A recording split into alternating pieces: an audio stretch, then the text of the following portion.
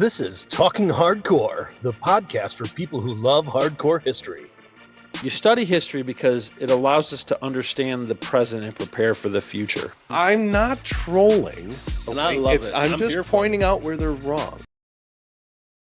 The Talking Hardcore podcast is presented by Ace Industrial Solutions. Are you in need of skilled trade professionals for your next project? Look no further. Specializing in commercial and industrial buildouts, floor coatings and coverings, high-speed concrete polish, floor cleaning, shot blasting, painting, energy efficiency, and pallet racking. With a proven track record of excellence, they have become the industry leader. To find out more, please check the link in the description. All right, everybody. Thanks for coming to this live Talking Hardcore book club event. You've got me, George, and then Scott. Okay, and so Matt. we're here to talk about The Faithful Executioner, which if you haven't had a chance to read, you should. It's a good read. The audiobook is particularly well done, I found. Matt, what did you think? Absolutely. It's just a stunning work, and the interpretation of this man's journal is not only important but compelling. the Okay, way why it's don't you give us a presented. little backstory on the book? Okay, so this is the personal journal of the royal executioner of the German city of Nuremberg. He didn't start there. He had a bit of a career before that in a smaller town, village, I believe, called Bamberg. But when he really came to prominence, he made quite a name for himself, and he had quite a career, 45 years, 1573 to 1618. So this guy, he was the son of an executioner, and we can get into his backstory a little bit more. But he went through an apprenticeship and his training and his testing, and he had an incredible career that did have its sort of downfall, where at the end he was an older man and he was bungling executions. The thing that matters to me the most in this audiobook is that it's not just presented as a list of executions. I don't think that's the way he wrote it, but the way the interpretation of the translation and the translator, the guy who wrote this book, came across is that the writer removes himself from the story. He doesn't say I killed these people. He actually says how many times the author says how many times the word I is used, and it's like 47 in this entire like 725 Right. entries or something. So by removing the personal, he's made it not a biography but more a work of Right. sociology. That's exactly right. And through the crimes, and through the crimes of this era, we can understand what was going on So in really, their it was an society. examination of a biography / journal, where he broke it down Absolutely. into relevant information and translated it to what would be relevant for us today. Because I do think the original journal would Yep. be super dry, right? I don't, Yeah. Well, Yeah, it probably would be. and not a very fun read. even if it would Right. be interesting. Probably not a Right. very fun read. Yeah. So No, it would have been difficult to get through if it was just like I killed this person, I killed that person. But he doesn't say that either. He doesn't say that he said that. He doesn't say that, he's putting himself at the forefront. And I think that even reading just the original text, which may exist and is present in this book in some form, is the sort of moral influence that this person possessed due to his Right. position and just due to his nature that he was able to use in his work, and we'll call it his work, killing and torturing people. But it shows his morality, and I think that that's why it's so fascinating. The author does speak about other journals like this that exist, and they were more of a record nature, like you're Right. talking about, George.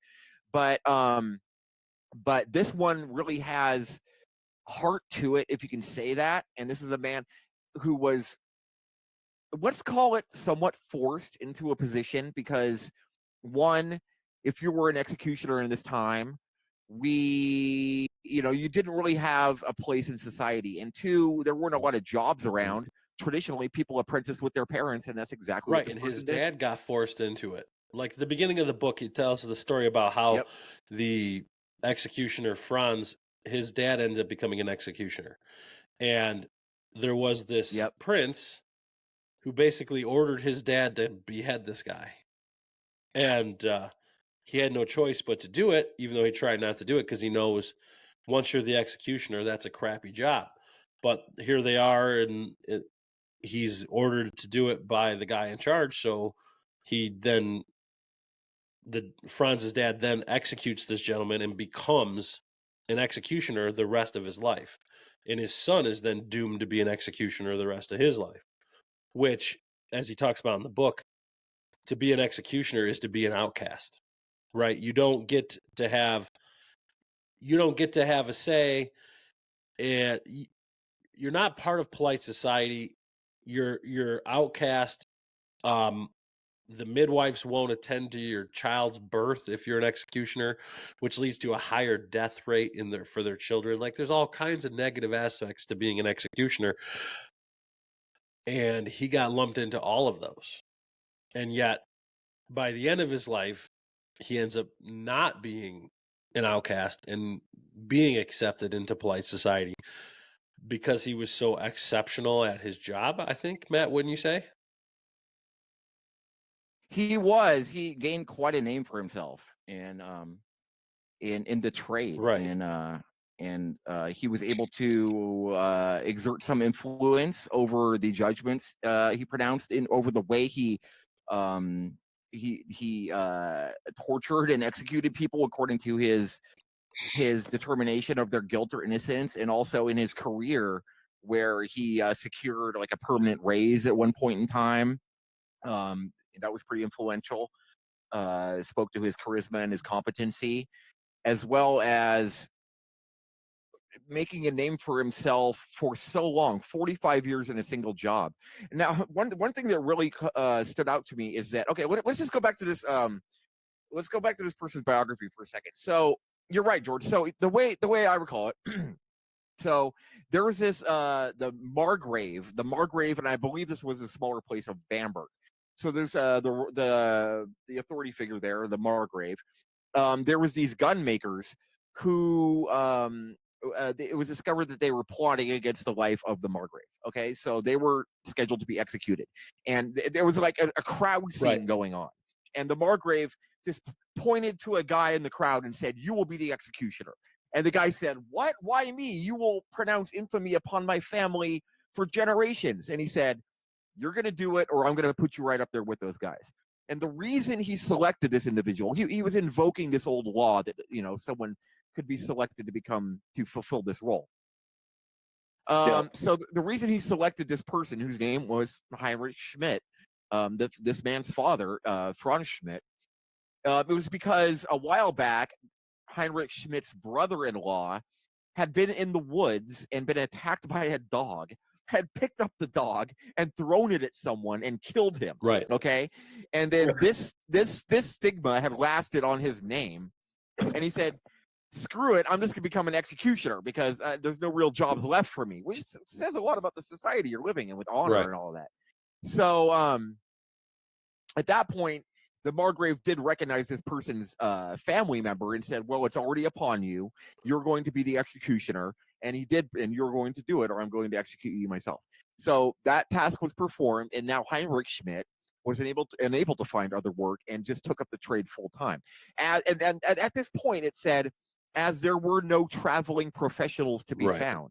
Let's just zoom in on that for a second. What does that mean? I am a traveling executioner. Right? There's two sides to that.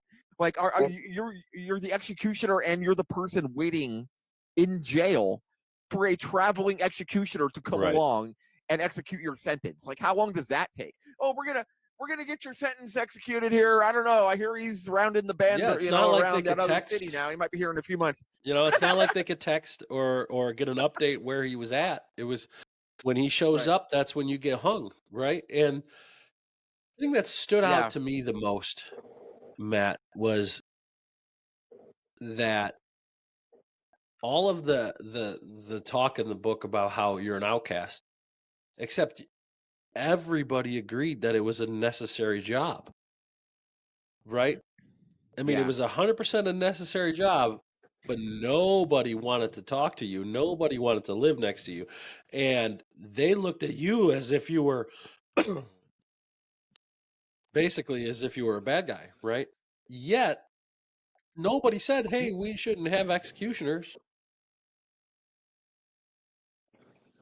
And there's the whole thing about it. So this was an age, and they begin the book like this, setting the scene, the 16th century, late 1500s, Europe, Right. Germany. Now, he makes a specific point to say, crime was rampant. There were highwaymen. Okay, there's obviously no conspicuous law enforcement presence. Therefore, the crimes, the punishment for crimes needed to be harsher so that you'd hear about them. Oh, this guy robbed a person and he got tortured and burned to death for it. Maybe I'll think twice about it. And they end the book by saying that when there are in our modern age, and he even quotes Steven Pinker's Better Angels of Our Nature, when there are crimes in our modern age, there is a backlash calling for harsher penalties. And so they also start the book painting the age by saying that even the threat of burning down someone's house was like the greatest, and it obviously still is, but there was no homeowners insurance. You could just pick up Not and only start that, there was again. no fire You couldn't department. get the bank to give you a loan. Yeah, there's no And fire that department. endangered So the everybody. threat of someone burning down your house. Yeah, the threat of someone burning down your house was terrifying, and that should be taken into consideration when like minor crimes were very, very, very much more, serious. Right. You didn't have, That they were harshly and they punished. had to be. Yeah. Right. That's what this book is really great for, is you get an idea of the type of crimes that were committed back then. And I found that interesting. Go ahead. What were you going to say, Scott? Yes. No, I mean it's just like when Martin Luther preached, if there were no criminals, there would be no executioners. Right. I mean, even though they were petty crimes, what other way did they have to In a enforce lot laws of the crimes, or get people to right. follow And laws? and if in the book, most of the crimes that they're killing somebody for are very much not petty. Most of them were pretty awful. Yeah, Most of them were very Right. serious. And so you get this, Yeah, there was some horrible because we stuff have going on. this thinking like that back in the day, they would hang you for any little thing, right? But you listen to this book and you're like, well, I mean, the stuff that they were killing people for, and a lot of times it was like a career's worth of criminal stuff. Those people probably should have died. Like, it's probably the best for everybody. It's not like they had good prison systems where they could remove them from society. There was no way. They even saw putting people in jail as being more cruel than just executing Which them, was right? interesting, right? What that says about freedom and what they thought about freedom in 1500s Germany. It is, and that goes back to Roman times where jail was not your punishment. Jail was where they kept you on the way to your punishment. Like, period. Punishment was death, and jail was cruelty because you were just lingering there. Yeah, that's exactly right. And you're right. Like the crimes that are committed in a society are absolutely a mark of what's going on in that society. Somewhat, but So I think by this, sorry. Go ahead. I was going to say, by this extraordinary primary source account of the 16th and early 17th century, we are able to just have a very clear lens into what was going on at the time. And then Jack just raised a good point here in the chat.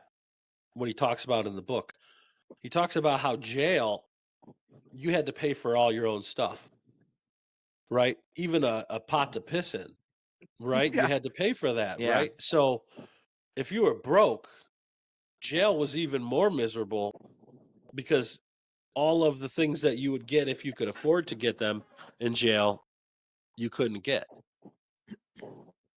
I think it was, I forget the exact amount, but it was a significant amount for just a loaf of bread and a liter of wine every morning. Right. It was a lot.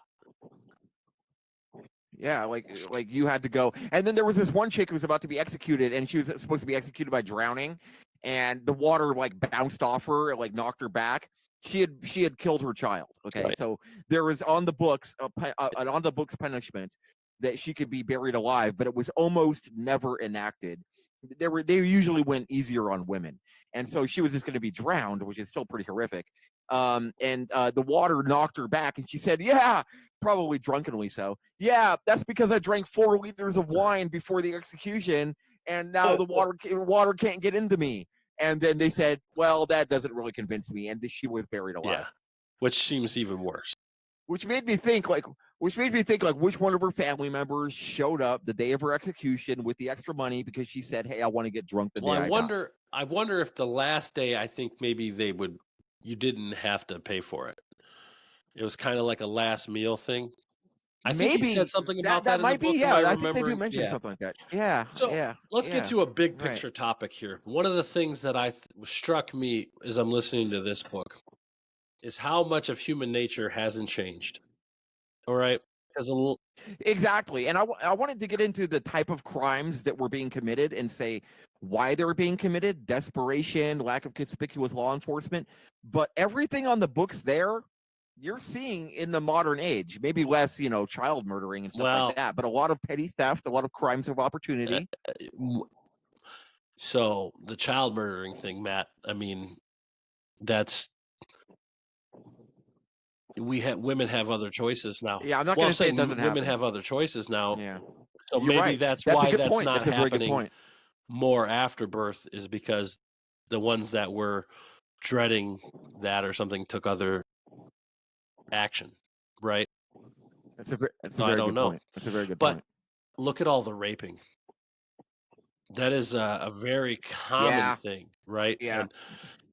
And It is. it would be, two ruffians in the woods force their way, and then, there's a lot of that.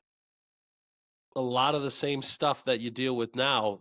It shows you like there's just a percentage of the population who can do evil, who have the capacity for evil, even when they're not pushed to it. Because something like that is not, oh, I was hungry, I needed to steal bread. If that is simply just I am a beast and I need to exercise my will here. Right? So there is that capacity. A certain percentage of the people, that's just how it is. And it's pretty crazy. There were serial child abusers. Mm-hmm. Okay, that's not uncommon nowadays, No. unfortunately. And this man, the executioner, Franz Schmidt, had children, and he did not like people who mess with children. Yeah. I Especially love girls. the takes that you get from the book about what specific stuff he found to be the worst. Like he mentions in the book that Yeah. if you ambush somebody, Franz really looked Mhm. down on that. Like not a fair fight, right? Not a fair fight. Yeah. That's such a traditional thing, and he also focused patricide. Yeah. Right, patricide. right. Because it was a patriarchal society. I mean, think of how before civilization as we know it was around, laws were enforced and order was maintained. It was through family, it was through religion, okay? And it was through this law and order that had to come from the family unit or the order of the church. And when those things were defied, everything broke down. And so they had to be punished more harshly. Right. Well, yeah, and also he gets into topics. You can see the beginning of our legal system, right? He talks about premeditation a lot and how that is something that Franz would focus on as being extra bad, right?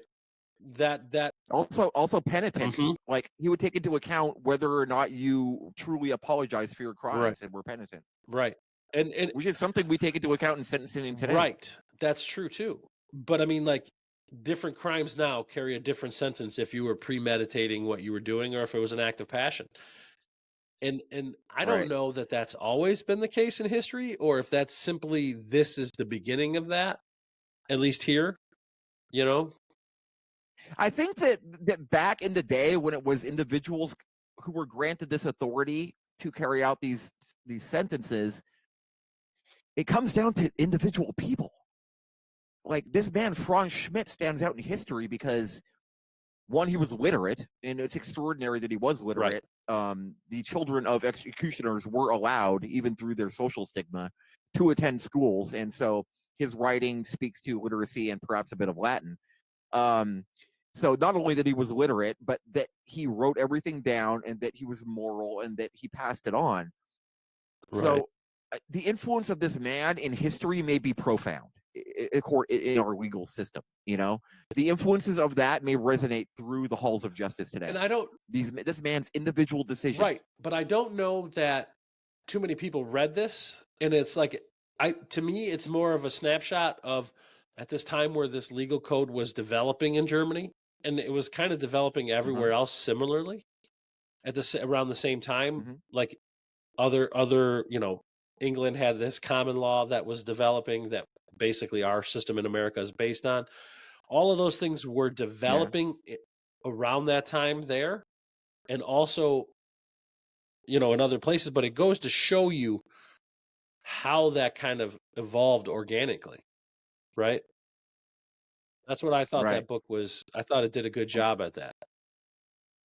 At least that's what one of the things I found interesting. Now I'm an attorney, so that kind of stuff always interests me. So maybe that's why it stuck out to me more than other people, because like there's actual legal doctrine that the author's talking about that we still use today that Franz was basically using to judge his moral contempt of the people, of the defendants, which was based on his sense of right and wrong according to the society he lived in, and he did make judgments of his own personal nature, and these things become established, and it's just fascinating to have this source and to think about how that evolved over time into our current legal system. I hadn't actually considered that when I read the book. It's so interesting. Well, I mean, that's what history is, right? It still affects everything today. And this is just a snapshot in time of a 50-year span of somebody who had a really shitty job, but did a really good job at it and did a really good job at taking notes.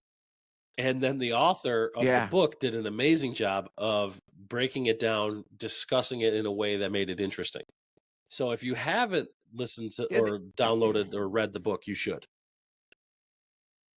It's really great. It's a really great read. There's everything we just discussed as far as just debunking some of the things like, executioners did not wear the hood and the cloak and as axes versus swords. We would traditionally think of the executioner's axe because it seems like it's easier to chop off someone's head with an axe, which of course it is.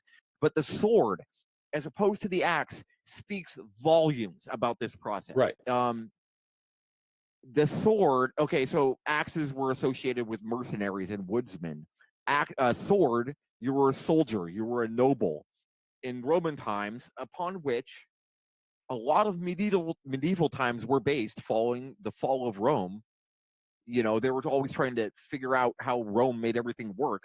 So in Roman times, being executed by a sword was, a soldier's death. It was better than being hung or something. Right. And so that would be granted in certain and that's cases. still carried over here. And Franz, they talk about that a lot. One of the interesting things about the sword is how he had to work up to being able to execute people with a sword. He started with chopping through, as an apprentice when he was a kid. How he starts just chopping, small stuff, and then it's the first time he executes a stray dog for practice. You're like, oh my God, would never be able to do that now.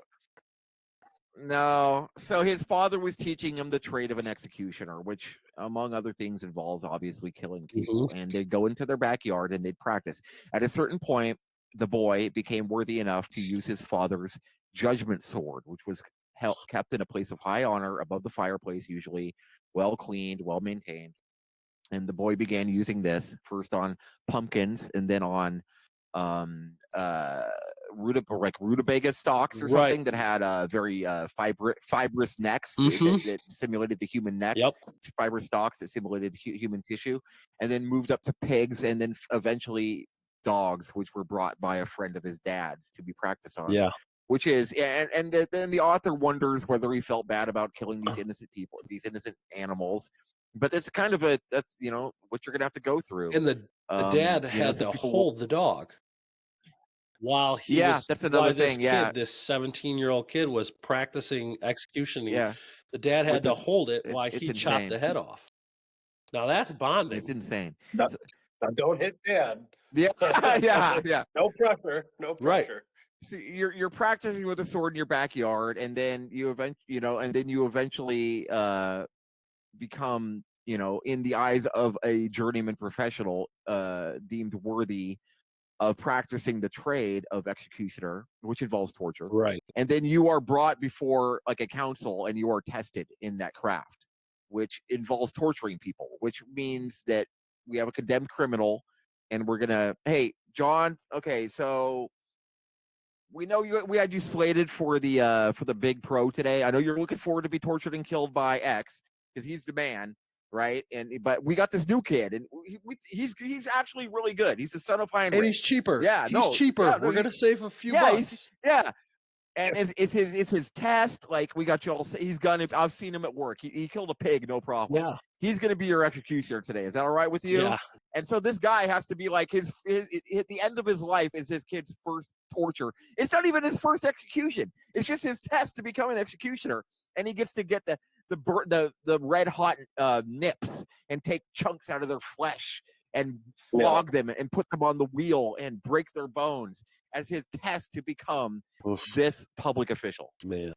Well, and not just the executions or the tortures, but like removing fingers or ears or tongues or, I mean, that's just, I mean, I don't Well, know. right. And it was dispensing justice. That's a completely different part of it.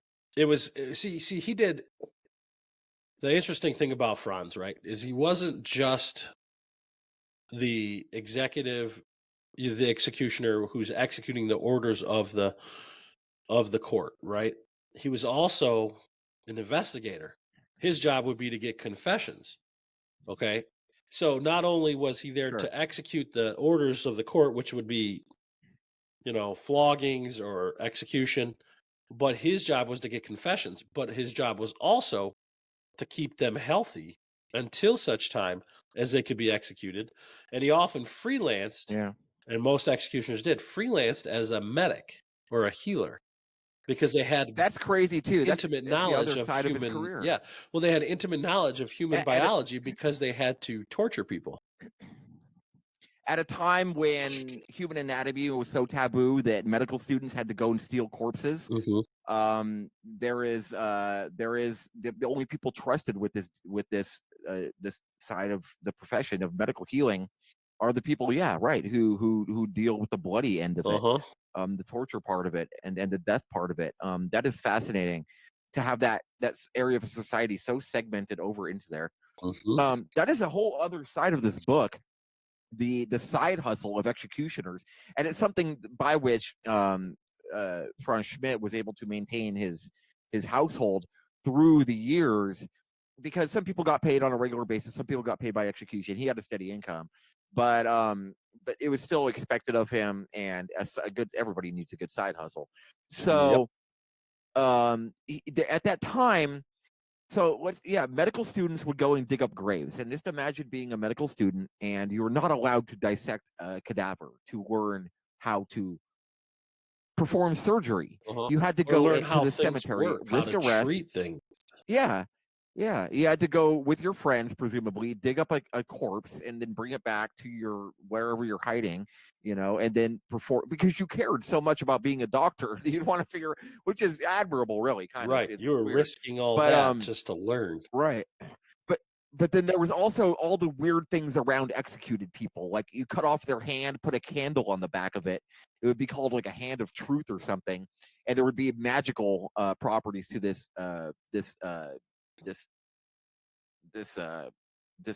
detached limb or detached part of your body that burglars would use to increase their success in their crimes. Right. They were grinding up pieces of mummified flesh and adding it to your dietary supplement. The pieces of rope or clothing from an executed person could be used in magical rites. There's a lot of magical stuff going on. But there's the other side of that, where if a person even touched a the executioner's platform, they could be cursed, with a life of negative Right. influences. And so all the tradesmen, the masons and carpenters, would get everyone in the city who practiced that trade would combine their efforts to build this structure to disperse that negative influence. Right. I mean, fascinating. The fact that Yeah, they it really is. they did something.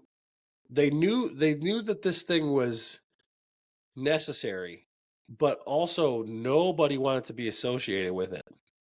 So they all agreed Yeah. to allow this thing to do this, and then just shun the one guy who had to pull the trigger.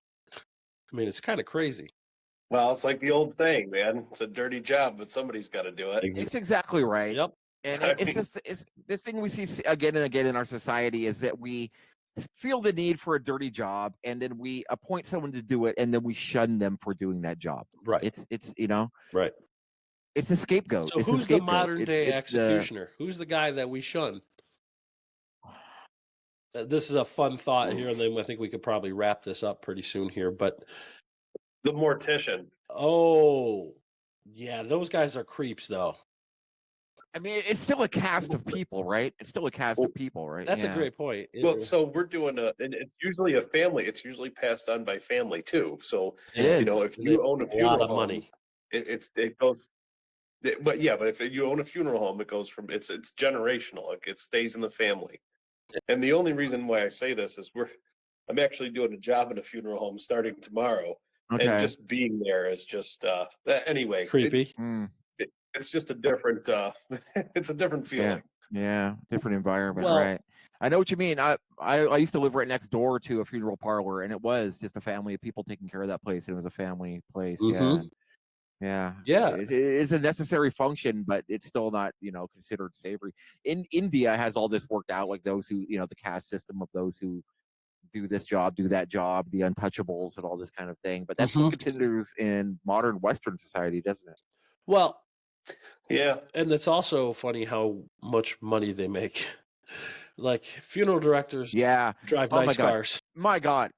But so the cemetery where my father's side of the family is buried. Yeah. The cemetery there, it's a local cemetery called Laurel Grove in the town where I was born. Put them on And blast. my and also I'll straight up say I hate this about it. Yeah. So my great grandmother and my great grandfather are buried there, and they both have name plates, right? So because they died, 50 years ago or something. But my grandmother, two of my uncles are there, and none of them have nameplates because the people who run the funeral parlor have the rights to do all the stuff in the cemetery, and only they can sell you that stuff, and it is grossly overpriced. Like just a little nameplate will be like $250, like all this kind of stuff. And it's just where we're burying my grandmother when she passed, and the guy was the director of the funeral parlor was digging her little hole for her ashes. And my dad was like, talking to me, is like, I'd actually like you to come out here and help clean this place up. And the guy just busted into the conversation while he was digging. He's like, I don't know what you mean by that. No one could do the landscaping here except for us. I don't know what you mean by that. And we were like, whoa, dude, it was raunchy. It was not cool. It was a very bad moment. So yeah, they do make a lot of money. Yeah, sometimes It's a racket. lesser. It's a respect racket. Like, you know how much a visitation costs? I mean, it's a racket. Yeah. Or a $3,000 pillow to go in the casket. I mean, all of it's Yeah, shit. yeah, right. So that's kind of off this- topic. it's But kind you're of- right. That's the people who we kind of Sorry. shun nowadays. No. Yeah. Interesting sidebar, but that is the kind of a biggest one. Yeah. kind of a summation I had for this is that so Dan talks about this book in Prophets of Doom, and he's talking about how the audience had participation in the executions. And he said that due to the penitence or lack thereof of the condemned, the audience would like give suggestions or mercy, and it'd be like this whole give and take play acting thing that would go on where the crowd would go swell, and then the executioner would react to them, and then the condemned person would say something, and it would cause the crowd to react again. Right. And it was this whole interactive feature of public executions, and they were able to determine the fate of the condemned to a certain extent. and something popped into my mind that medieval executions were like choose your own adventure snuff films. Mm-hmm. Yeah. That's a good way to. That's But a good way to describe it. Yeah. Yeah. Well, it's funny because it brings back memories of like Painfotainment, Dan Carlin's Yeah. Painfotainment Yeah. episode. Yeah, That's a tough that one, was something man. that Pain came for to mind. is a tough. Yeah, it is. I love Prophets of Doom. That is one of my all-time favorite episodes.